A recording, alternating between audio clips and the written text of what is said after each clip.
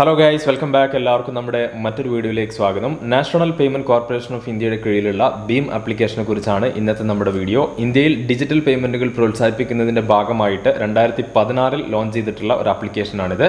Play സ്റ്റോറിലും app സ്റ്റോറിലും നമുക്ക് ഈ ഒരു ആപ്പ് ഡൗൺലോഡ് ചെയ്യാനായിട്ട് സാധിക്കും. നമ്മുടെ സ്മാർട്ട് ഫോൺ ഉപയോഗിച്ചുകൊണ്ട് ഇൻസ്റ്റന്റ് ആയിട്ട് നമ്മുടെ ബാങ്ക് അക്കൗണ്ടിൽ നിന്നും മറ്റൊരാൾക്ക് പണം അയക്കുന്നതിന് ഈ ആപ്പിൽ നമുക്ക് സൗകര്യമുണ്ട്. അപ്പോൾ ഇന്ന് നമ്മൾ പരിചയപ്പെടുന്നത് എങ്ങനെയാണ് ഈ ഒരു ആപ്പ് നമ്മുടെ ഫോണിൽ സെറ്റപ്പ് ചെയ്യുക എന്നുള്ളതാണ്. ഇത് ഡൗൺലോഡ് ചെയ്യുന്നതിന് ആവശ്യമായ ലിങ്ക് ഈ വീഡിയോക്ക് താഴെ ഞാൻ കൊടുത്തിട്ടുണ്ട്. ആ ലിങ്ക് വഴി നിങ്ങൾക്ക് ഈ ഒരു ആപ്പ് ഡൗൺലോഡ് ചെയ്യാം. ഈ ഒരു ആപ്പിലൂടെ നമ്മൾ ചെയ്യുന്ന ഇടപാടുകൾക്ക് എന്തെങ്കിലും കംപ്ലയിൻറ്റോ അല്ലെങ്കിൽ എന്തെങ്കിലും ഫെയിലിയറൊക്കെ വന്നു കഴിഞ്ഞാൽ അവരെ കോൺടാക്ട് ചെയ്യുന്നതിന് ആവശ്യമായ കസ്റ്റമർ കെയർ ഡീറ്റെയിൽസും താഴെ ഡിസ്ക്രിപ്ഷൻ ബോക്സിൽ കൊടുത്തിട്ടുണ്ട്. അപ്പോൾ നമുക്ക് ഒട്ടും സമയം കളയാതെ വളരെ ക്വിക്കായിട്ട് ഈ ഒരു ആപ്പ് എങ്ങനെയാണ് സെറ്റപ്പ് ചെയ്യുക എന്നുള്ളത് കാണാം. അപ്പോൾ ആദ്യം നമ്മൾ ചെയ്യേണ്ടത് പ്ലേ സ്റ്റോർ ഓപ്പൺ ചെയ്യുക. പ്ലേ സ്റ്റോർ ഓപ്പൺ ചെയ്തതിന് ശേഷം BHIM ആപ്പ് എന്ന് ടൈപ്പ് ചെയ്താൽ തന്നെ ഈ ഒരു ആപ്പ് ഇങ്ങനെ കാണാനായിട്ട് പറ്റും. ഇത് ഏകദേശം നല്ല റേറ്റിംഗ്, അതായത് 4.2 റേറ്റിംഗ് ഉള്ള ഒരു ആപ്പാണ്. നാഷണൽ പേയ്മെന്റ് കോർപ്പറേഷൻ ഓഫ് ഇന്ത്യയാണ് ഈ ഒരു ആപ്പ് റെഡിയാക്കിയിട്ടുള്ളത്. പല ആളുകൾക്കുമുള്ള സംശയം ഇതൊരു ഗവൺമെൻറ് ആപ്പാണോ എന്നുള്ളതാണ്. പക്ഷേ ഈ national payment corporation of India എന്ന് പറയുന്നത് ഇന്ത്യയിലെ ബാങ്ക് അസോസിയേഷൻ തയ്യാറാക്കിയിട്ടുള്ള ഒരു പ്ലാറ്റ്ഫോമാണ്. അവരുടേതാണ് ഈ ഒരു ആപ്ലിക്കേഷൻ. അപ്പോൾ നമ്മൾ ഈ ഒരു ആപ്പ് ഡൗൺലോഡ് ചെയ്തിട്ടുണ്ട്. നമ്മൾ ക്വിക്കായിട്ട് ആപ്പ് ഓപ്പൺ ചെയ്യുക. ആപ്പ് ഓപ്പൺ ചെയ്ത് വരുന്ന ഫസ്റ്റ് ഇൻ്റർഫേസിൽ നമുക്ക് ലാംഗ്വേജ് സെലക്ട് ചെയ്യാനുള്ള ഓപ്ഷൻ ഉണ്ട്. ഏകദേശം 16ഓളം ഭാഷ ഈ ഒരു ആപ്പിൽ സപ്പോർട്ടീവാണ്. അപ്പോൾ പുതുതായിട്ട് കുറച്ച് ലാംഗ്വേജസ് അവർ ആഡ് ചെയ്തിട്ടുണ്ട്, ഇൻക്ലൂഡിങ് കൊങ്കണി, മണിപ്പൂരി, ഖാസി, മിസോ എന്നൊക്കെ പറഞ്ഞിട്ട് ഒരുപാട് റീജിയണൽ ലാംഗ്വേജസ് ഉണ്ട്. അപ്പോൾ മലയാളം ഡെഫിനറ്റ്ലി ഇതിൽ ഇൻക്ലൂഡഡ് ആണ്. അപ്പോൾ നമ്മളിവിടെ ഇംഗ്ലീഷ് ലാംഗ്വേജ് ആണ് സെലക്ട് ചെയ്യുന്നത്. അപ്പോൾ നിങ്ങൾക്ക് ഏത് ലാംഗ്വേജാണ് വേണ്ടത് സെലക്ട് ചെയ്യുക. അതിനുശേഷം നമ്മൾ നെക്സ്റ്റ് വിൻഡോയിൽ നമ്മൾ കുറച്ച് പെർമിഷൻസ് അലോ ചെയ്യേണ്ടതുണ്ട്. നമ്മൾ SMS കോൾ ലൊക്കേഷൻ പെർമിഷൻ നമ്മൾ അലോ ചെയ്യേണ്ടതുണ്ട്. ഈ ഒരു പെർമിഷൻ നമ്മൾ കൊടുത്താൽ മാത്രമേ ഈ ഒരു ആപ്പ് പ്രവർത്തിക്കുകയുള്ളൂ. അപ്പോൾ നമ്മളത് അലോ ചെയ്ത് പ്രൊസീഡ് ചെയ്യുക. ഫോൺ കോൾ പെർമിഷൻ കൊടുക്കുക, അതേപോലെ ലൊക്കേഷൻ പെർമിഷൻ കൊടുക്കുക, പിന്നെ SMS റീഡ് ചെയ്യാനുള്ള പെർമിഷൻ കൊടുക്കുക. നെക്സ്റ്റ് വിൻഡോയിൽ നമ്മളോട് ചോദിച്ചിരിക്കുന്നത് നമ്മുടെ സിം കാർഡ് സെലക്ട് ചെയ്യാനായിട്ടാണ്. ഇത് വളരെ ഇമ്പോർട്ടൻ്റ് ആയിട്ടുള്ള ഒരു കാര്യമാണ്. അതായത് നമ്മുടെ ബാങ്ക് അക്കൗണ്ടുമായി ഏത് നമ്പറാണോ ലിങ്ക് ചെയ്തിട്ടുള്ളത് ആ ഒരു നമ്പറാണ് നമ്മളിവിടെ സെലക്ട് ചെയ്യേണ്ടത്. നമ്മൾ പല ആളുകളുടെയും ഫോണിൽ രണ്ട് സിം ഉണ്ടാവും. അപ്പോൾ നമ്മൾ അതിൽ ഇഷ്ടമുള്ള നമ്പറല്ല സെലക്ട് ചെയ്യേണ്ടത്. ബാങ്ക് അക്കൗണ്ടുമായി ലിങ്ക് ചെയ്തിട്ടുള്ള നമ്പർ ഏതാണോ ആ ഒരു നമ്പർ നമ്മൾ സെലക്ട് ചെയ്യുക. അതല്ല എങ്കിൽ പല ആളുകളുടെയും ഫോണിൽ 2 സിം ഉണ്ടാവും. 2 സിം കാർഡും 2 ഡിഫറെൻറ്റ് ബാങ്ക് അക്കൗണ്ടുമായി ലിങ്ക് ചെയ്തിട്ടുണ്ടാവും. അപ്പോൾ നിങ്ങൾക്ക് ഏത് ബാങ്കിലാണോ ഈ ഒരു UPI സൗകര്യം ഉപയോഗിക്കേണ്ടത് ആ ഒരു ബാങ്കിൻ്റെ നമ്പർ നിങ്ങൾ സെലക്ട് ചെയ്യുക. അപ്പോൾ നമ്മളിവിടെ സിം ഇതേപോലെ സെലക്ട് ചെയ്യുക. ഇതോടുകൂടി നമ്മൾ SMS സെൻഡ് ചെയ്യാനുള്ള ഒരു പെർമിഷനാണ്. നമ്മൾ ഈ സിം വെച്ച് പ്രൊസീഡ് ചെയ്യുകയാണ്. ഇതോടെ നമ്മുടെ മൊബൈൽ നമ്പർ അവർ വെരിഫൈ ചെയ്തുകൊണ്ടിരിക്കുകയാണ്. അപ്പോൾ ഇതിനെ ചെയ്യാനായിട്ട് SMS ബാലൻസ് വേണം. അപ്പോൾ എൻ്റെ ഈ ഒരു സിമ്മിൽ SMS ബാലൻസ് ഇല്ല. അപ്പോൾ നമ്മൾ വളരെ ക്വിക്കായിട്ട് ഇതൊന്ന് റീചാർജ് ചെയ്യേണ്ടതുണ്ട്. അപ്പോൾ നമ്മുടെ റീചാർജ് നടന്നിട്ടുണ്ട്. അപ്പോൾ പല ആളുകളും ഇത്തരത്തിൽ ട്രൈ ചെയ്യും, അതുകൊണ്ടാണ് ഞാൻ അതോട് കാണിച്ചിട്ടുള്ളത്. അപ്പോൾ നമ്മൾ വീണ്ടും ഇതേ ഒരു വിൻഡോയിലേക്ക് വന്നിട്ടുണ്ട്. നമ്മൾ സിം സെലക്ട് ചെയ്തു. ഇനി നമ്മൾ പ്രൊസീഡ് ചെയ്യുകയാണ്. ഇതോടുകൂടി നമ്മുടെ SMS വെരിഫിക്കേഷൻ നടന്നുകൊണ്ടിരിക്കുകയാണ്. ഇപ്പോൾ നമ്മൾ SMS പോയി കഴിഞ്ഞു. ₹1.50 ഇതിന് അവർ ചാർജ് എടുക്കുന്നത് SMS-ന്. അപ്പോൾ ഡെഫിനറ്റ്ലി നമുക്ക് SMS ബാലൻസ് ഉണ്ടായിരിക്കണം, എങ്കിൽ മാത്രമേ ഇത് നമുക്ക് പ്രൊസീഡ് ചെയ്യാൻ പറ്റുള്ളൂ. അപ്പോൾ വെരിഫിക്കേഷൻ ടൈംഡ് ഔട്ട് എന്നാണ് കാണിക്കുന്നത്. അപ്പോൾ നമ്മൾ വീണ്ടും ഒന്നുകൂടെ ട്രൈ ചെയ്യുകയാണ്. പലപ്പോഴും നമ്മൾ ഇപ്പോൾ നമ്മളൊരു USSD കോഡൊക്കെ റൺ ചെയ്യുന്നുണ്ട്. പലപ്പോഴും okay, verification process started successfully എന്ന് പറഞ്ഞിട്ട് മെസ്സേജ് വന്നിട്ടുണ്ട്. അപ്പോൾ അഗെയിൻ നമ്മുടെ സിം വെരിഫൈ ചെയ്യാനായിട്ട് വീണ്ടും എറർ വന്നിട്ടുണ്ട്. അപ്പോൾ ഞാൻ പറഞ്ഞ പോയിന്റ്, നമ്മളിത് ചെയ്യുന്ന സമയത്ത് ടെക്നിക്കൽ എറർ വരാനുള്ള ചാൻസ് വളരെ കൂടുതലാണ്. ഒന്നാമതായിട്ട് നമ്മുടെ ബാങ്കിൻ്റെ സെർവർ ഓക്കെ ആയിരിക്കണം. രണ്ടാമതായിട്ട് നമ്മുടെ ബാലൻസ് ഉണ്ടായിരിക്കണം. ഇങ്ങനെ കുറേ കാര്യങ്ങൾ ചെയ്യാനുണ്ട്. അപ്പോൾ ഒരു തവണ നമ്മൾ ട്രൈ ചെയ്യുന്ന സമയത്ത് അത് റെഡി ആയിട്ടില്ലെങ്കിൽ കണ്ടിന്യൂസ് ആയിട്ട് വീണ്ടും ട്രൈ ചെയ്യുക. സോ ആ ഒരു ടെക്നിക്കൽ ഗ്ലിച്ച് ഒഴിവായി കഴിഞ്ഞാലേ നമുക്കിത് പെർഫെക്റ്റ് ആയിട്ട് ചെയ്യാനായിട്ട് പറ്റുള്ളൂ. അപ്പോൾ ഞാൻ പറഞ്ഞ പോലെ തന്നെ ഇപ്പോൾ നമ്മൾ നെക്സ്റ്റ് വിൻഡോയിലേക്ക് വന്നു. ആദ്യം നമ്മൾ ഫെയിലായി, രണ്ടാമത് ഓക്കെ ആയി വന്നിട്ടുണ്ട്. ഇവിടെ നമ്മൾ ചെയ്യേണ്ടത് ഒരു പാസ്കോഡ് സെറ്റ് ചെയ്യേണ്ടതായിട്ടുണ്ട്. അപ്പോൾ ഈ ഒരു പാസ്കോഡ് നമ്മൾ ഏത് സമയവും ഈ ഒരു ആപ്പിലേക്ക് ലോഗിൻ ചെയ്യുന്ന സമയത്ത് നമ്മൾ എൻ്റർ ചെയ്യേണ്ടതായിട്ടുണ്ട്. അപ്പോൾ ഈ ഒരു പാസ്കോഡ് നിങ്ങൾ മറക്കാൻ പാടില്ല. അപ്പോൾ ഒരു പാസ്കോഡ് നിങ്ങൾ സെറ്റ് ചെയ്ത് കൊടുക്കുക. വീണ്ടും നിങ്ങൾ അതേ കോഡ് ഒന്നുകൂടി റീ എൻ്റർ ചെയ്യുക. അതിനുശേഷം കണ്ടിന്യൂ പ്രസ് ചെയ്യുക. ഇതോടുകൂടി ഈ ഒരു ആപ്പിന് നമ്മളൊരു ലോക്ക് സെറ്റ് ചെയ്ത് വെച്ചിട്ടുണ്ട്. ഈ ഒരു ലോക്ക് നമ്മൾ എപ്പോഴും ആപ്പ് ഓപ്പൺ ചെയ്യുന്ന സമയത്ത് എൻ്റർ ചെയ്യണം. കാരണം ഇത് പണ ഇടപാടുകൾ നടക്കുന്ന ആപ്പ് ആയതുകൊണ്ട് തന്നെ ഇതിന് ലോക്ക് സെക്യൂരിറ്റി ആവശ്യമാണ്. ഈ ഒരു വിൻഡോയിൽ നമ്മൾ ചെയ്യേണ്ടത് നമ്മുടെ ബാങ്ക് സെലക്ട് ചെയ്യുക എന്നുള്ളതാണ്. അപ്പോൾ ഞാനിവിടെ എൻ്റെ ഈ ഒരു തിരഞ്ഞെടുത്ത മൊബൈൽ നമ്പറുമായി ലിങ്ക് ചെയ്തിട്ടുള്ള bank account sorry bank account അല്ല, ബാങ്കിൻ്റെ പേര് ഈ ഒരു ലിസ്റ്റിൽ നിന്ന് സെലക്ട് ചെയ്യുകയാണ്. അപ്പോൾ ഞാൻ സെലക്ട് ചെയ്യുന്നത് ഫെഡറൽ ബാങ്ക് ആണ്. ഇതോടുകൂടി നമ്മുടെ ഫെഡറൽ ബാങ്ക് അക്കൗണ്ട് ഓൾറെഡി ഫെച്ചായി വന്നിട്ടുണ്ട്.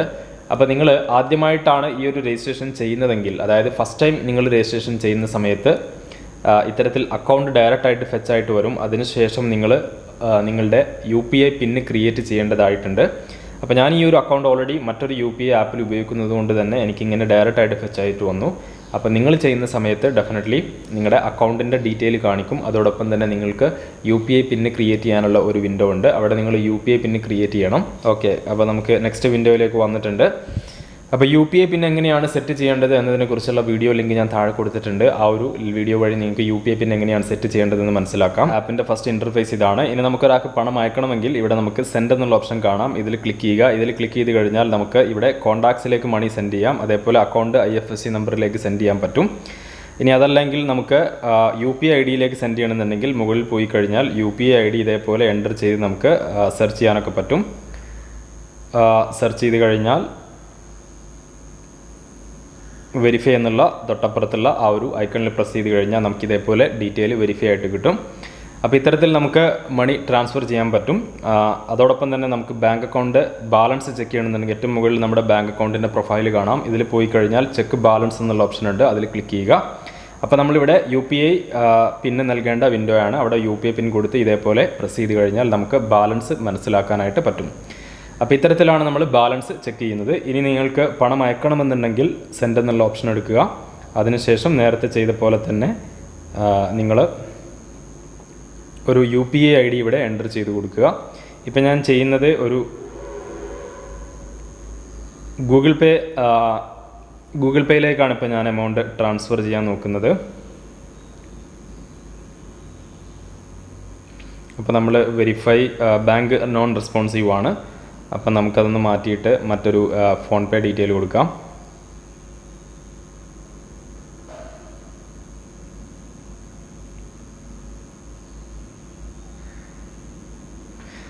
അപ്പോൾ നമ്മൾ മണി ട്രാൻസ്ഫർ ചെയ്യുന്നതിനായിട്ട് ഇത്തരത്തിൽ UPI ID നൽകിയതിന് ശേഷം നമ്മളിവിടെ എമൗണ്ട് എൻ്റർ ചെയ്ത് കൊടുക്കുക. എത്രയാണോ എമൗണ്ട് ട്രാൻസ്ഫർ ചെയ്യേണ്ടത് ആ ഒരു എമൗണ്ട് എൻ്റർ ചെയ്യുക. റിമാർക്സ് എന്നുള്ളത് നമുക്ക് എന്ത് വേണമെങ്കിലും കൊടുക്കാം, അതൊരു ഓപ്ഷനിലാണ്. അതിനുശേഷം നമ്മളിവിടെ കൺഫേം ചെയ്യുക. കൺഫേം ചെയ്തതിന് ശേഷം വീണ്ടും നമ്മൾ പണം അയക്കുന്നതിൻ്റെ ഡീറ്റെയിൽ ഒന്നുകൂടെ നമുക്ക് കാണിക്കും. പല ആളുകൾക്കും പറ്റുന്നൊരു മിസ്റ്റേക്ക്, റോങ് ആയിട്ട് ആളുകൾ പണം അയക്കാറുണ്ട്. അപ്പോൾ നിങ്ങൾ ഈ ഒരു ഡീറ്റെയിൽ അയക്കുന്നതിന് മുമ്പ് അവരുടെ പേരും കാര്യങ്ങളൊക്കെ ഒന്നുകൂടെ ക്വിക്കായിട്ടൊന്ന് ചെക്ക് ചെയ്യുക. അതിനുശേഷം സെൻഡ് എന്നുള്ള ഓപ്ഷൻ പ്രസ് ചെയ്യുക. അതിനുശേഷം UPI പിൻ എൻ്റർ ചെയ്ത് കൊടുത്ത് നമ്മൾ പ്രൊസീഡ് ചെയ്ത് കഴിഞ്ഞാൽ നമുക്ക് പണം വളരെ എളുപ്പത്തിൽ ട്രാൻസ്ഫർ ചെയ്യാനായിട്ട് സാധിക്കും. അപ്പോൾ ഇനി നമുക്ക് BHIM ആപ്പിൽ നിന്നും ഒരു ബാങ്ക് അക്കൗണ്ടിലേക്ക് എങ്ങനെ മണി ട്രാൻസ്ഫർ ചെയ്യാൻ പറ്റും നോക്കാം. അതിനായിട്ട് സെൻഡ് ഓപ്ഷൻ നമ്മൾ പ്രസ് ചെയ്യുക. ഇതോടെ നെക്സ്റ്റ് വിൻഡോ വരും. ഇതിൽ നമ്മൾ അക്കൗണ്ട് ആൻഡ് IFSC എന്നുള്ള ഒരു വിൻഡോ ഉണ്ട്. അതിൽ നമ്മൾ ക്ലിക്ക് ചെയ്യുക. ഇവിടെ നമ്മൾ ബാങ്ക് അക്കൗണ്ടിൻ്റെ പേര് ഇതേപോലെ ടൈപ്പ് ചെയ്ത് ഡയറക്റ്റായിട്ട് ബാങ്ക് അക്കൗണ്ട് സെലക്ട് ചെയ്യാൻ പറ്റും. നമ്മൾ ആർക്കാണോ പണം അയക്കുന്നത് അവരുടെ ബാങ്കിൻ്റെ പേരാണ് സെലക്ട് ചെയ്യേണ്ടത്. ഏറ്റവും മുകളിൽ കാണുന്ന ഈ ഒരു വിൻഡോയിൽ നമ്മൾ IFSC കോഡ് എൻ്റർ ചെയ്യേണ്ടതുണ്ട്. IFSC കോഡ് കറക്റ്റായിട്ട് എൻ്റർ ചെയ്യുക. അതിനുശേഷം ബെനിഫിഷ്യറിയുടെ പേര് കൊടുക്കുക, ആർക്കാണോ അയക്കുന്നത് അവരുടെ പേര്.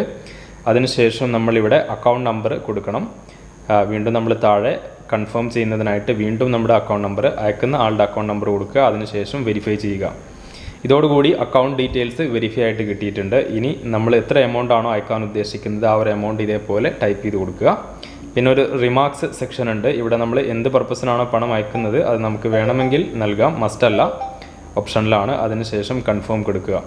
ഇതോടുകൂടി നമ്മൾ പണം അയക്കുന്നതിൻ്റെ കംപ്ലീറ്റ് ഡീറ്റെയിൽ ഇതേപോലെ കാണാം. ഇനി നമുക്ക് UPI പിൻ എൻ്റർ ചെയ്യുന്നതിനുള്ള വിൻഡോ വന്നിട്ടുണ്ട്. ഇവിടെ നമ്മൾ UPI പിന്ന് തെറ്റിക്കാതെ എൻ്റർ ചെയ്ത് കൊടുക്കുക. ഇതോടുകൂടി നമ്മുടെ ട്രാൻസാക്ഷൻ പ്രോസസ്സിങ്ങിലാണ്.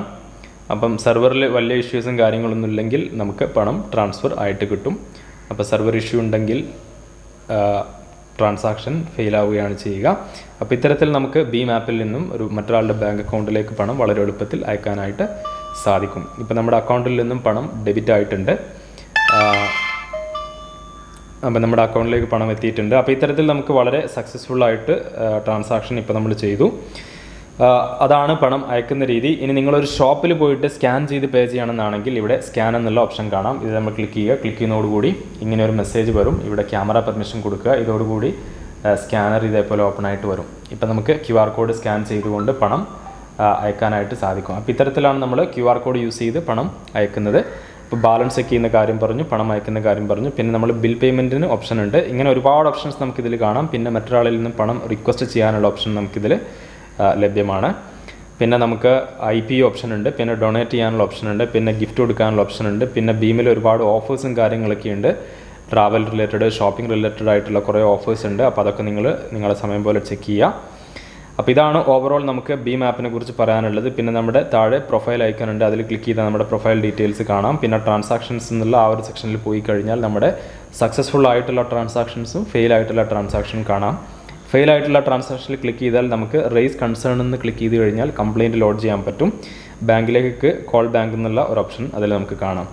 അപ്പോൾ ഓവറോൾ ഇത്രയും കാര്യങ്ങളാണ് നമുക്ക് ഈ ഒരു ഭീം ആപ്പിൽ കിട്ടുന്നത്. ഇനി മറ്റൊരാൾക്ക് നമുക്ക് പണം ഇങ്ങോട്ട് അയക്കണമെന്നുണ്ടെങ്കിൽ നമ്മുടെ പ്രൊഫൈലിൽ പോയി കഴിഞ്ഞാൽ നമ്മുടെ QR കോഡ് വേണമെങ്കിൽ അവരുമായിട്ട് ഷെയർ ചെയ്യാൻ പറ്റും. അല്ലെങ്കിൽ നമ്മുടെ UPI ID എന്ന് പറയുന്നത് ഈ ഒരു നമ്പറും @UPI എന്നുള്ളതാണ്, അത് നമുക്ക് അവർക്ക് കൊടുക്കാനായിട്ട് പറ്റും.